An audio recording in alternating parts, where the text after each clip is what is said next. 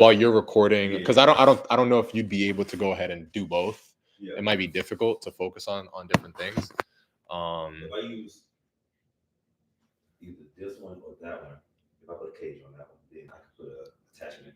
Oh, for real? Oh, that'd be I can perfect. put attachment basically just hooks on like one of these. Yeah. And they have the phone mount. Yeah, So do whatever, that. Just looking at the phone, looking at it. That'd be perfect. Yeah. Yeah, that would be absolutely perfect. So yeah, so they'll get the exact same perspective. Yeah, as the camera. Oh, that'd be fire. Yeah. Oh, that's how like people stream in like that crystal clear quality. Yeah, or you see, I don't know if you see those sport videographers and stuff like that. They'll have their camera shooting the game with the camera, then they have the phone mounted. Yeah. And it gets both. Oh, that's perfect. Yeah, that would be perfect. Yeah, if we could do something like that. I'll go with that'd be lit. The little attachment. Yeah, because we're trying to add more like live stream stuff. They bug it if they probably ain't coloring it right. That's the issue. Well, on the videos. Yeah, because it looks. Yeah, that one looked weird. In camera, it looks great. Yeah, that's what I'm saying. It looked weird. I don't know. In camera is a great vibe. Damn, it's cloudy as hell. No, you're right.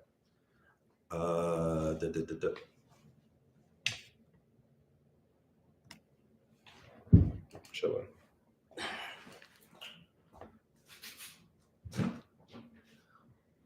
I'm trying to take one of my mics.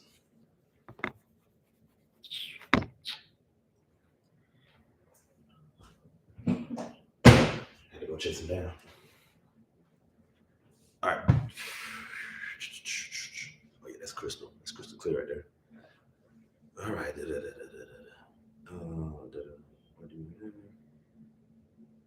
Okay, yeah, that's good.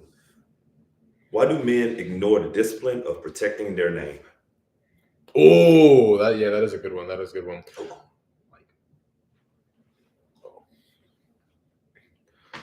Let me run it back. Yeah. Why do men ignore the discipline of protecting their name?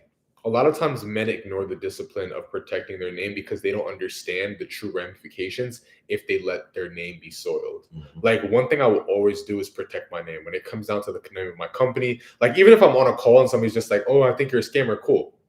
Don't work with us then. Mm-hmm. Don't work with us because I mean, like if my reputation has not superseded me, then that's totally fine. Do more research, come back when you're ready. But I'm not going to sit here and try to convince you that my name is good. And that's the level of importance that you need to place on your name. You cannot let somebody soil it. You cannot let somebody run it through the mud. I have to the point where like I will send somebody a cease and desist if they say anything that is outside of the truth when it comes to my name or my company's name. There you go. Why does broke energy show louder than actual results? Wow. Broke energy will always scream louder than actual results because the thing about it is that when you are broke, you are going to be doing things out of poverty. What I mean by that is that you're going to be making comments and you're going to be taking actions that just show that you are a broke person. For example, whole 50-50 conversation. I've never heard a wealthy man talk about that. Mm-hmm. I've never heard a man who is ambitious, who is forward thinking, talk about something like that. Mm-hmm. Like you're not going to hear me talk about that conversation. Like I don't care. Right? I will have videos speaking on the topic, sure, but my perception and my perspective will always be it doesn't fucking matter. Right. Like you know what I'm saying? Like if you can't afford to pay for the whole meal, don't go on the date, right? You know what I'm saying? But it's just like it's only men that come from that broke perspective that will come in and have an opinion on that matter or on the side of like, okay, cool, well, this is why you should do it, blah blah blah. Like no, it doesn't matter. Right. Why do weak boundaries create weak relationships? Oh, I love this question. That's a great question. Yeah. Weak boundaries will always create weak relationships simply because one of my friends told me this quote that I never forgot. And it's you validate what you tolerate. Mm-hmm. If I don't set a strong boundary and I say, hey, look, listen, this is what I accept and this is what I don't accept. Well, now the line gets very, very blurry. Right. And people will feel they can overstep it. And once you overstep it, well, guess what? Who allowed that? Right. It's kind of like if a woman allows a guy to call her a B word or whatever one time and doesn't say anything about it, well, now you're allowing it to happen again. Mm-hmm. Why do men expect loyalty but don't lead with stability? Wow. Interesting take on that matter, right? Why do men lead with... Repeat it one more time, sorry. Why do men expect loyalty but don't lead with stability? A lot of times men expect loyalty but don't lead with stability because they feel that they are entitled to it as a man. However, you have to understand that when you are a man, a woman is expecting a certain form of leadership from you. Mm-hmm.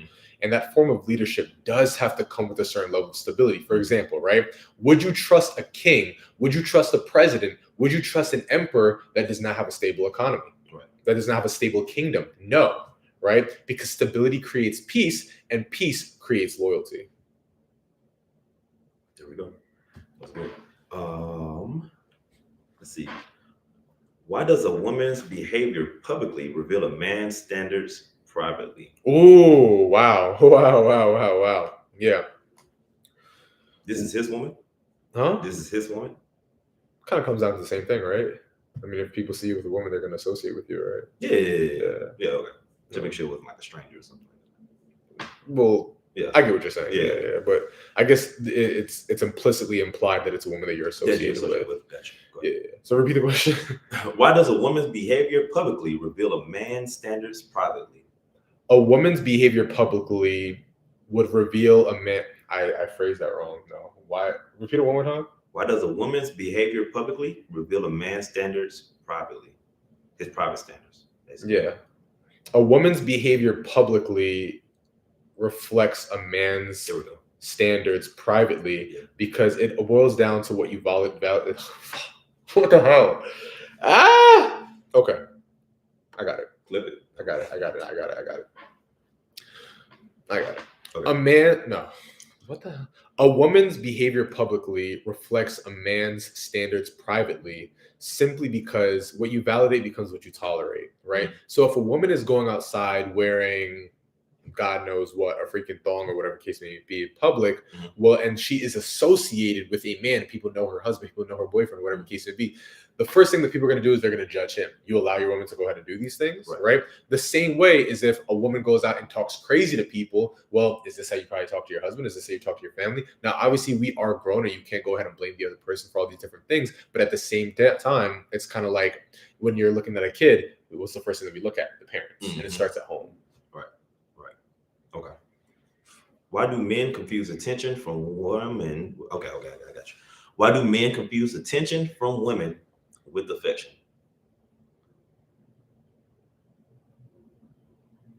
Attention. Oh, I get the question. Yeah. I get the question. Repeat it one more time. Why do men confuse attention from women with affection? I guess it's like she been nice. Yeah, I get it. I guess I was trying to see if I like wanted to answer it or something, but I got it. Okay. Oh, that's a repeat question. Let's do what number question is that? We're about to hit number 20, but we know we jumped around. What's the next topic?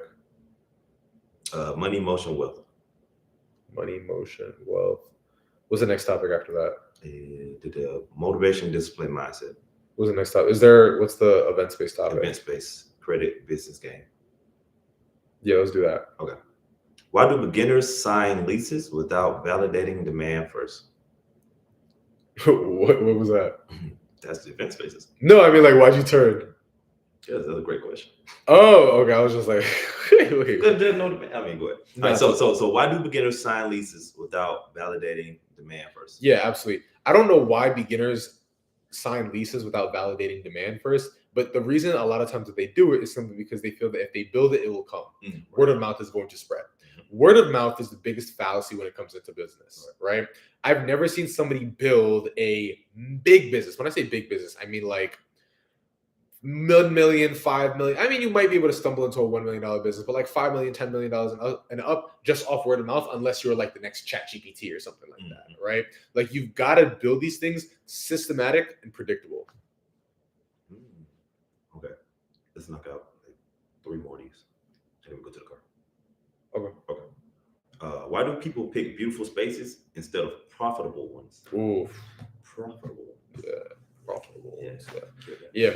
A lot of times people pick beautiful spaces instead of profitable ones because they think that because it's beautiful that they are going to go ahead and make all the money in the world, right? Mm-hmm. But it's kind of like, is every beautiful woman married? No.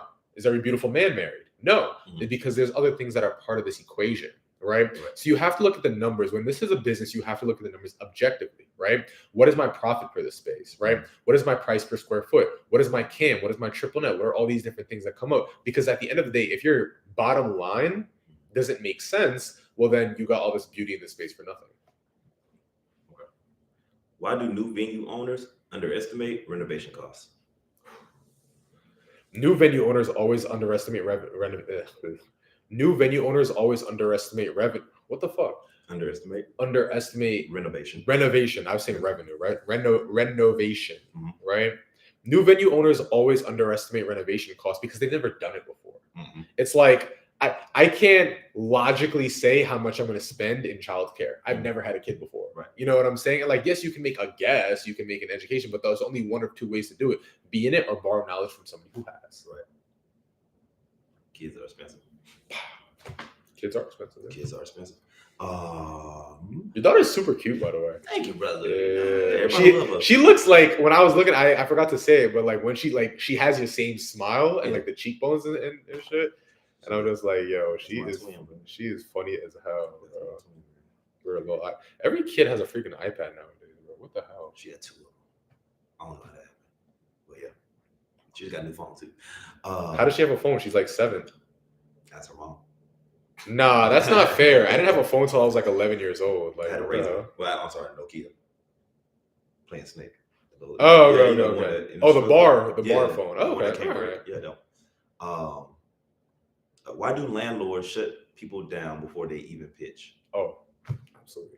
Landlords a lot of times shut people down for an event-based business before they even pitch because, one, there's a bad rap in the industry because of so many people who get in and don't know what they're doing, right? So the first thing the landlord says is like, hey, look, listen, this person's going to have a whole bunch of loud music. They're going to go late at night. They're going to be selling liquor. They're going to have people outside, or the case would be, and they're going to be late on their rent, because these are the common traits of an event-based venue owner. One that doesn't know what they're doing, right? Which is why 80% of them go out of business within the first year, right? If you're going to get into this business, you have to demonstrate that you know what you're doing, and that's why a landlord would go ahead and say yes. Okay. Last one. Why do people negotiate leases emotionally instead of strategically? Oof. These now these are some good questions. I ain't gonna lie, these are hitting on the money, right? Repeat it one more time so I could repeat it.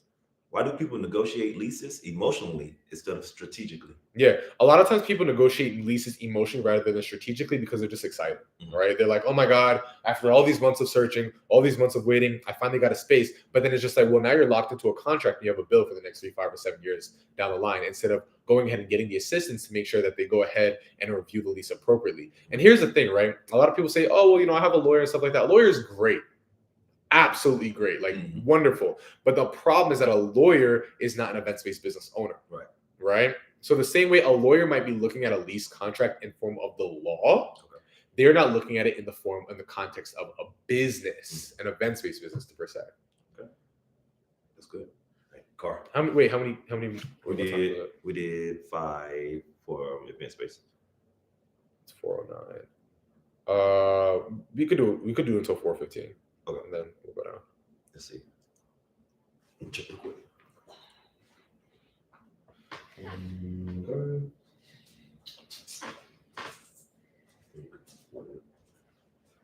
Yes, mama.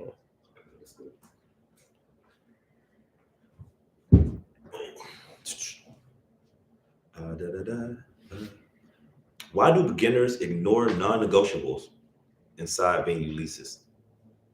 Why do beginners ignore non-negotiables inside venue leases?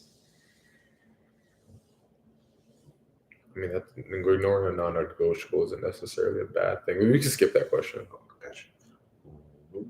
Why do people overpay for square footage they can't monetize? Oh my God. Oh my God. Okay. Yeah, let's talk about it, right? Let's talk about it, right? Why do beginners overpay for square footage that they cannot monetize? Because they think that if they build it, people will come. You don't understand how many times I've seen people take on a lease where it's just kind of like, oh, well, yeah, it's $9,000, but look, it's so big and it's so beautiful and it's in the middle of downtown. Okay, cool. Let me know how that goes for you the next 8 months. And then they realize that because they're so inundated with bills that they don't have enough profit to go ahead and reinvest into marketing, go ahead and reinvest into the build out of the property, and go ahead and actually make this a successful business. Setting yourself up for failure. Why do venue owners skip professional photos and then complain about no tours? Ooh. Yo, these questions are touching on the pain points, yo. Oh my God, right? Repeat it one more time, sorry. Why do venue owners skip professional photos and then complain about no tours? I'll rephrase the question a little bit, right?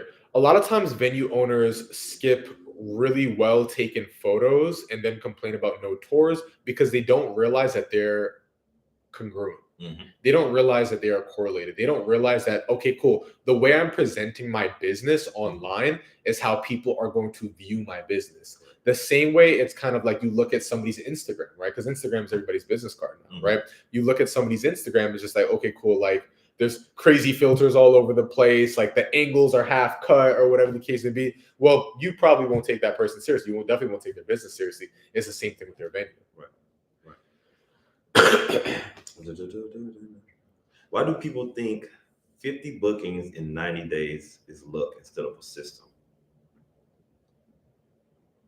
A lot of times people think 50 bookings in 90 days is luck rather than a system simply because they don't know that the system actually exists, right? They think it's just like, oh, well, it's seasonality, or it's, I had like one influencer that like posted me or shouted me out or anything like that. That's not how you build a great business.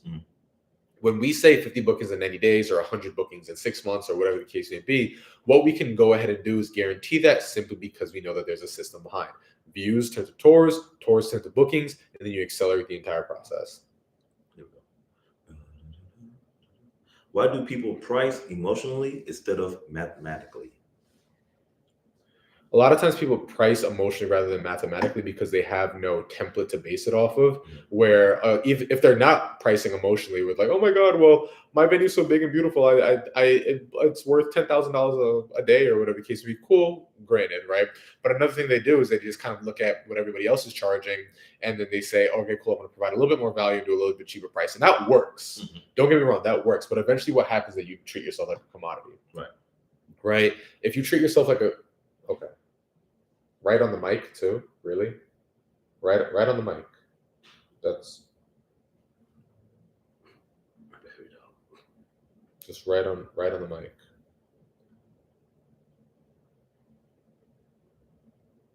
Are you done? You kind of interrupted my question. Thank you. Yeah, we'll use that. We'll just cut it where it cut. Yeah, because I don't know. I lost my train of thought. Why do venue owners try to look premium instead of profitable? Whew. Oh my God.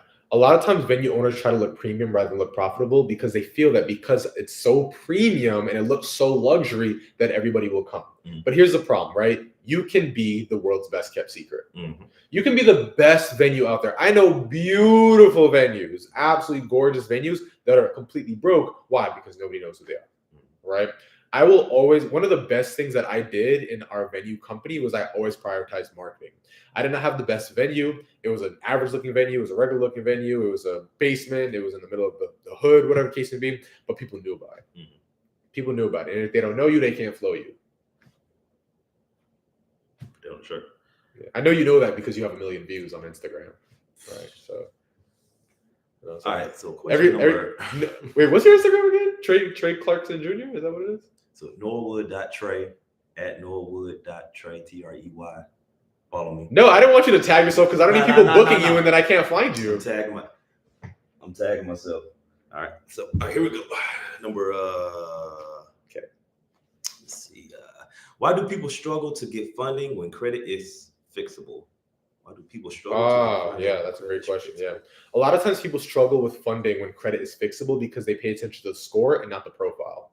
The profile is always way stronger. It's kind of like, a car might look beautiful on the outside, but then you realize the tranny's broken, right? You always got to look in the deeper picture, which is the credit profile, right? Credit is broken into 5 phases, right? So understanding, okay, cool, my utilization, understanding my payment history, understanding my age, understanding all these different things that come into play with my credit profile is going to help you get funding. And then hitting certain benchmarks to make sure that you can go ahead and access funding. That's knowing those benchmarks, super, super key.